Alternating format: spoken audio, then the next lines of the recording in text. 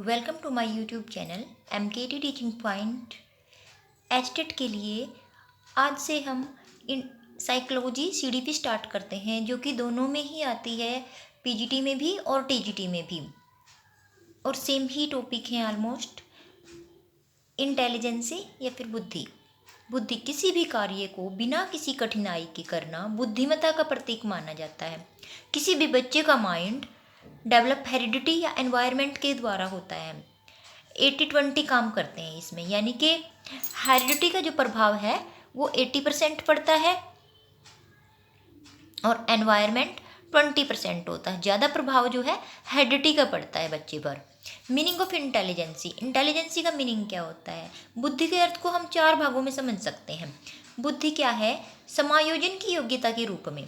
बुद्धि समायोजन, अगर व्यक्ति समायोजन कर सकता है किसी के साथ, इट मीन्स क्या है कि उसमें बुद्धि है। बुद्धि सीखने की योग्यता के रूप में। बुद्धि अमूर्त समाधान की योग्यता के रूप में। अगर किसी भी चीज़ को बिना देखे हम उसका सॉल्यूशन निकाल लेते हैं, इट मीन्स क्या है कि उसमें बुद्धि है। समस्या समाधान की योग्यता के रूप में समस्याओं का समाधान कर लेते हैं, तो इससे भी हमें क्या पता चलता है कि भाई बुद्धि है। समायोजन की योग्यता के रूप में। अब ये किसने कहा है समायोजन की योग्यता के रूप में? एबिंगहास के अनुसार बुद्धि वस्तुओं को एकत्रित करने की क्षमता है। कई बार एग्जाम में भी यही पूछ लेते हैं कि ये लाइन किसने दी है। एबिंगहास ने कहा है, एबिंगहास के अनुसार बुद्धि वस्तुओं को एकत्रित करने की क्षमता है। रास के अनुसार बुद्धि नई परिस्थितियों में सचेत अनुकूलन है। बर्ट के अनुसार बुद्धि लचीले समायोजन की योग्यता है सीखने की योग्यता के रूप में।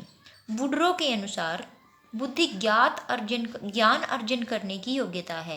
एबिंगहास के अनुसार बुद्धि जोड़ने व संगठित करने की योग्यता है। वुडवर्थ के अनुसार बुद्धि समता ग्रहण करने की क्षमता है।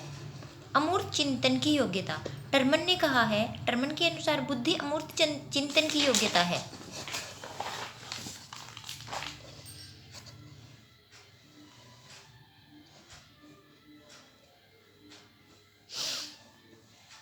स्पीयरमैन के अनुसार बुद्धि को औचित्यपूर्ण चिंतन। स्पीयरमैन ने बुद्धि को क्या कहा है भाई? औचित्यपूर्ण चिंतन कहा है। बीने के अनुसार बुद्धि उपयुक्त निर्णय लेने और उपयुक्त सोचने और आत्म आलोचना करने की योग्यता है, समस्या समाधान करने की योग्यता के रूप में। प्याजे के अनुसार बुद्धि भौतिक और सामाजिक वातावरण का अनुकूलन है। प्याजे ने क्या कहा है बुद्धि के बारे में? कि बुद्धि भौतिक और सामाजिक वातावरण का अनुकूलन है।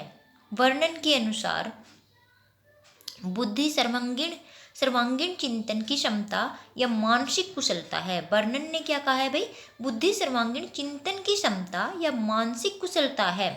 शैक्षिक शब्दकोश के अनुसार, जो कि बहुत इंपॉर्टेंट है, बुद्धि नए ज्ञान को अर्जित करने और उसके प्रयोग करने की और संकेत होता है। क्या कहता है शब्दकोश के अनुसार? क्या है भाई? बुद्धि नए ज्ञान को अर्जित करने। अगर हम नए ज्ञान को अर्जित कर पा रहे हैं और उसके प्रयोग करने और फिर उसको प्रयोग भी कर पा रहे हैं, इट मीन्स क्या है कि उस व्यक्ति के अंदर बुद्धि है की और संकेत होता है, ये कहा गया है। बुद्धि के प्रकार। बुद्धि का मुख्य वर्गीकरण थार्नडाइक ने दिया है। किसने दिया है बुद्धि का मुख्य वर्गीकरण? थार्नडाइक ने दिया है। इसने बुद्धि को 3 भागों में बांटा है। कौन कौन से भागों में बांटा गया है भाई? अमूर्त बुद्धि। अमूर्त बुद्धि क्या होती है? जो संकेतों से, अंकों से, चिन्हों से, सुक्तियों से सीख जाते हैं, वो अमूर्त बुद्धि है। ये अमूर्त बुद्धि जो होती है वो किस किस में होती है? IAS में होती है, IPS में होती है, वकील में, डॉक्टर में, पोइट में भी होती है, मनोवैज्ञानिक में भी होती है, साहित्यकार में भी होती है अमूर्त बुद्धि। इनकी बुद्धि अमूर्त होती है। जितने भी नाम बताए हैं अभी, किताबी ज्ञान और भावनाओं से संबंधित होती है ये बुद्धि। किताबी ज्ञान और भावनाओं से संबंधित ये बुद्धि होती है। मूर्त बुद्धि। मूर्त बुद्धि क्या होती है भाई? चीज़ों, मूर्त बुद्धि इसी को हिंदी में कहते हैं ठोस या मैकेनिकल बुद्धि या कॉन्क्रीट बुद्धि। मूर्त बुद्धि को ही कहा जाता है ठोस बुद्धि, मैकेनिकल बुद्धि या कॉन्क्रीट बुद्धि। ठीक है। गत्यात्मक बुद्धि भी इसको कहा जाता है। थोर्नडाइक ने इसे यांत्रिक बुद्धि कहा है। थोर्नडाइक ने क्या कहा है इसको? यांत्रिक बुद्धि भी कहा है। यह ठोस तत्वों से संबंधित होती है। इनकी बुद्धि नृत्य सीखने वालों में भाग लेने से संबंधित है। इनको सिखाया जाता है, मतलब कोई भी चीज़ जो होती है सिखाई जाती है। जैसे टीवी मैकेनिक के अंदर होती है, प्लम्बर में होती है ये बुद्धि, इंजीनियर में होती है, मूर्तिकार में होती है। मतलब जो भी काम हाथ से करते हैं ये लोग, उनके अंदर कौन सी होती है? मूर्त बुद्धि होती है। सामाजिक बुद्धि, सामाजिक बुद्धि जो होती है दैनिक जीवन,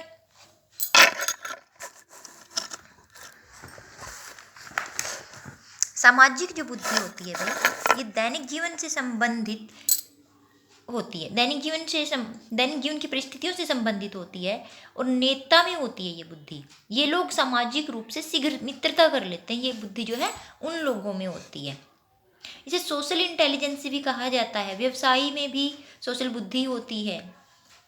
बुद्धि की विशेषताएं क्या क्या होती हैं? अब देखिए, बुद्धि जन्मजात होती है। फर्स्ट ऑफ ऑल तो क्या होती है भाई? बुद्धि जन्मजात होती है, जन्म से ही पैदा होता है जब बच्चा, तब से ही बुद्धि होती है उसके अंदर। ऐसा नहीं है कि ये बाद में बढ़ती है, थोड़ा बहुत हो सकती है, लेकिन जन्मजात होती है ये। इसे वातावरण से अर्जित नहीं किया जा सकता। बुद्धि को हम वातावरण से अर्जित नहीं कर सकते।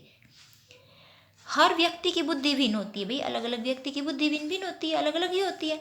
लैंगिक भिन्नता के कारण बुद्धि में भिन्नता नहीं आती है। अगर कोई लड़का है तो उसकी बुद्धि ज़्यादा होगी, लड़की है तो उसकी ज़्यादा होगी, ऐसा नहीं होता। लैंगिक भिन्नता के कारण बुद्धि में भिन्नता नहीं आती है। किशोर अवस्था में, किशोर अवस्था के मध्य तक बुद्धि का विकास रुक जाता है। किशोर अवस्था के मध्य तक क्या कहा गया भैया है? बुद्धि का जो विकास है वो रुक जाता है। बुद्धि और ज्ञान में गहरा संबंध है। बुद्धि में और ज्ञान के अंदर गहरा संबंध है, यानी कि जितनी ज़्यादा बुद्धि होगी ज्ञान भी उतना ही ज़्यादा होगा। बुद्धि एक योग्यता नहीं है, योग्यताओं का समूह है। बुद्धि केवल एक योग्यता नहीं है, ये योग्यताओं का समूह है। बुद्धिमानी होने के लिए सोशल एडजस्टमेंट भी जरूरी है। अगर इंसान सोशल मतलब दूसरों के साथ एडजस्टमेंट कर लेता है, इट मीन्स क्या है कि वो बुद्धिमान है। बुद्धि ज्ञान नहीं है, ज्ञान से संबंधित है।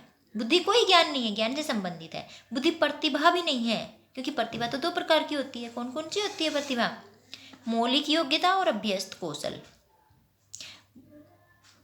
मौलिक योग्यता, प्रतिभा जो होती है वो क्या होती है? मौलिक योग्यता और अभ्यस्त कौशल, प्रैक्टिस स्किल होती है। यानी कि बुद्धि समृद्धि भी नहीं है, क्योंकि कम बुद्धि वाले व्यक्तियों को की भी मेमोरी कई बार ज़्यादा हो जाती है, तो समृद्धि भी नहीं है ये। बुद्धि कौशल भी नहीं है, बुद्धि कौशल से भिन्न है, क्योंकि कौशल को प्रैक्टिस के द्वारा बढ़ाया जा सकता है।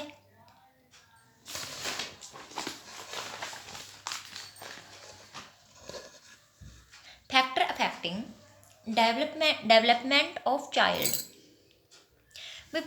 एक बच्चे के डेवलपमेंट को कौन कौन से फैक्टर अफेक्ट करते हैं ये पढ़ेंगे अभी हम।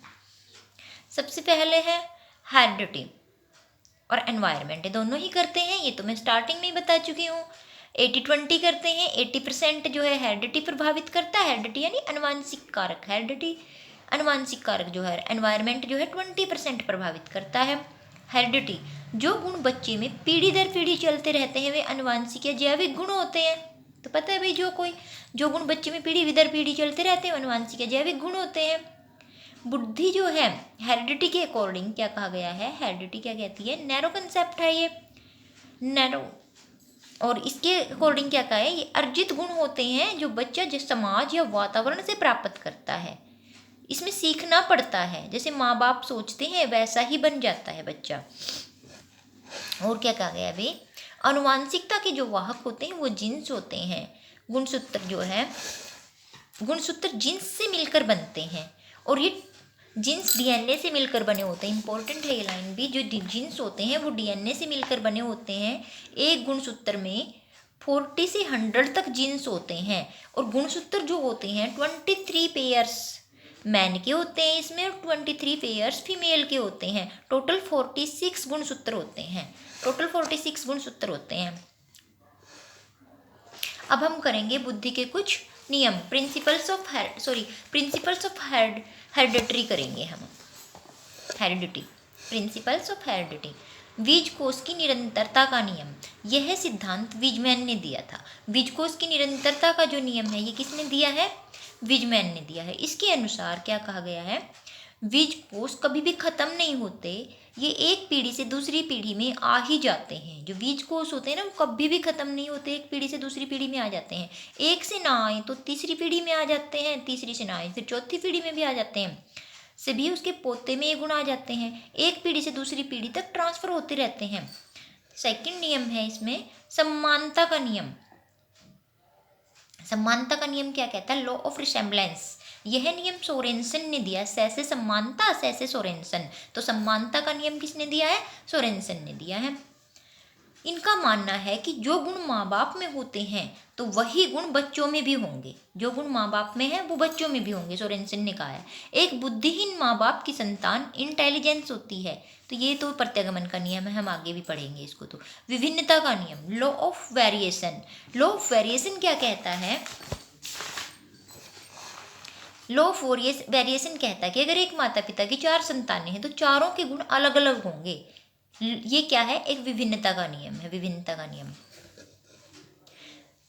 प्रत्यागमन का नियम, लॉ ऑफ रिग्रेशन। प्रत्यागमन का नियम क्या कहता है? ये पेपर में आता है, इंपॉर्टेंट है ये प्रत्यागमन का नियम। इस नियम के अनुसार बच्चे माँ बाप के विपरीत होते हैं। माँ बाप गोरे हैं तो बच्चे काले हैं। माँ बाप बुद्धिमान हैं, बच्चे मंदबुद्धि हैं। पेपर में पूछ लेते हैं कि अगर माँ बाप बुद्धिमान हैं, बच्चे मंदबुद्धि हैं, ये कौन सा नियम है? तो ये कौन सा नियम है? प्रत्यागमन का नियम है, जिसके अकॉर्डिंग विपरीत गुण होते हैं बच्चों में। यही प्रत्यागमन का नियम है। वैसे तो 1/2 माँ बाप के गुण होते हैं बच्चों में, 1/4 दादा दादी के होते हैं, 1/8 पर दादा के गुण होते हैं। लेकिन प्रत्यागमन का नियम क्या कहता है? कि बच्चे माँ बाप के विपरीत होते हैं। प्रत्यागमन का नियम ये कहता है। अर्जित गुणों के संक्रमण का नियम। अर्जित गुणों के संक्रमण का नियम क्या कहता है? जो गुण अर्न किए जाते हैं ये वो गुण होते हैं। जो गुण हम अपनी लाइफ में अर्जित करते हैं उनका भी बच्चों में ट्रांसफर हो जाता है। जैसे दादा दादी अनपढ़ हैं, माँ बाप बहुत पढ़े लिखे हैं, तो उनके बच्चे भी बहुत पढ़ लिख कर बड़े बन जाते हैं। तो यह क्या है? अर्जित गुणों के संक्रमण का नियम हो गया। यानी कि अर्न किए हुए गुण हैं। जैसे पहले जिराफ की गर्दन छोटी थी, लेकिन बाद में गर्म जलवायु के कारण उसकी गर्दन लंबी हो गई, लेकिन अब उनके बच्चों की गर्दन भी लंबी होती है। तो ये क्या है? अर्जित गुणों के संक्रमण का नियम है। जो गुण अर्जित किए थे और बाद में वो उनके बच्चों में ट्रांसफर हो गए, ये क्या है? अर्जित गुणों के संक्रमण का नियम है। पेपर में पूछ लेते हैं कि अर्जित गुणों के संक्रमण का नियम क्या है? जो पहले तो थे नहीं, लेकिन बाद में माँ बाप ने अर्जित किए और फिर उनके बच्चों में ट्रांसफर हो गए, ये अर्जित गुणों के संक्रमण का नियम है। मेंडल का नियम। मेंडल का नियम क्या कहता है? वर्ण संकर। मेंडल का नियम कहता है वर्ण संकर किस्म की वस्तु अपने मूल रूप की तरफ आकर्षित होती है। यह मेंडल का सिद्धांत है। यानी इसमें क्या होता है? 2 तरह की चीज़ों से मिलके एक चीज़ बनती है। यदि एक परिवार में बुरे लोग हैं, उनका बच्चा अच्छा काम करता है, मतलब क्या है कि मतलब बुरे अच्छे से मिलके कुछ एक अलग तरह की चीज़ बनना, कहने का मीन्स ये है। और सबसे पहले इस नियम का जो प्रयोग है एग्रीकल्चर डिपार्टमेंट में किया गया था, मेंडल का नियम। मेंडल ने मटर के दानों पर प्रयोग किया था। यह सिद्धांत कृषि पर आधारित है। उसने छोटे बड़े बीजों को मिलाकर कुछ बीज बोए थे और एक छोटे बड़े बीजों को मिलाकर बीज बोए थे, और तीसरी तरह की, फिर उसको छोटे बड़े ना मिलके एक तीसरी तरह के बीज मिले थे। तो ये क्या है? मेंडल का नियम है। ये एक इम्पोर्टेंट लाइन है। ये भी एक बच्ची में अपने पिता के प्रति इलेक्ट्रा मानसिक ग्रंथि के कारण वह अपने पिता की तरफ अधिक झुकाव रखती है। एक लड़के में अपनी माता के प्रति इडिप्स ग्रंथि होती है।